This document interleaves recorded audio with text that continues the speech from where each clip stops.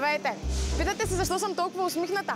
Ами, защото идвам в БНТ, където вече втора седмица съм на академичен стаж в дирекция публични комуникации при госпожа Симова.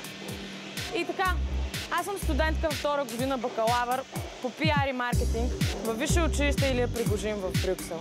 Сега ще ви покажа и работното си място. От първия ден екипа на дирекцията ме посрещна радушно. Ето защо идвам тук всеки ден с усмивка и ентусиазъм за нови задачи. Дейностите на дирекцията са всеобхватни.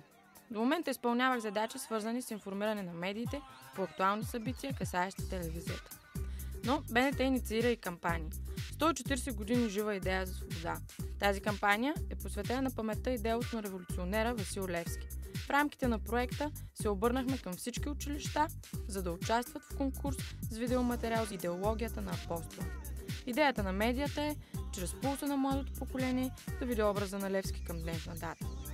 Чувствам се невероятно щастлива, че работя за тази патриотична кауза и с нетърпение очаквам видеоматериалите от учениците. Васил Левски, 140 години жива идея за свобода. Харесай тази страница. Напиши своята страница. Както сами се досещате, се намираме в най-горещата точка на редакция новини.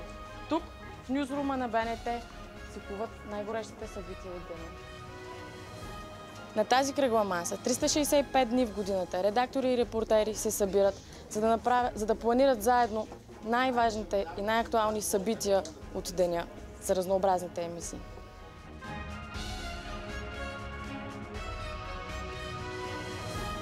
Вие гледате Посвети у нас. След малко протестите срещу високите сметки за ток продължават.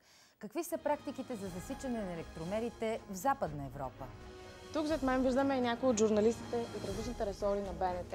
Ще имаме възможността да се запознаем и с един от тях.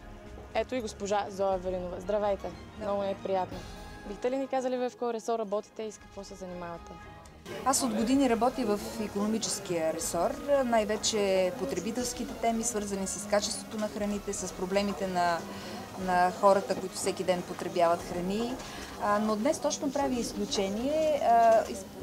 Заснех репортаж, който е изцяло политически, във връзка с предстоящите избори. Няколко наши партии и издружения правят една обща формация с надеждата в предстоящите избори да влязат в парламент. Благодаря ви, Зоя, за вашата работа и за това, че се грижите за нашата информираност. И аз благодаря, желая ви успех. БНТ е първата българска електронна медия, която е обучила едни от най-добрите български журналисти. Телевизията разполага с най-богатия като съдържание и обем архив. И на 54 години БНТ е не само модерна и конкурентна, но тя е всеобхватна и обръща специално внимание на регионите в страната чрез телевизионният канал БНТ2 и сателитния БНТ World, който пък се гледа от всички българи в чужбина.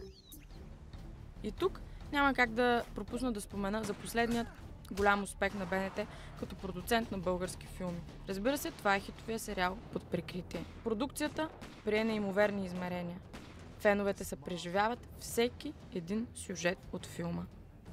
Очаква се в най-скоро време над 1 милиард зрители да гледат Под прикритие. Играта още не е свършила. Така видях аз българската национална телевизия.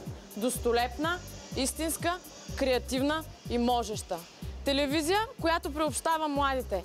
Не само като зрители, но и като участници в телевизионната магия. На националната телевизия и предстоят много успехи. А аз вече се чувствам част от тях. Стани и ти част от голямото семейство на БНТ.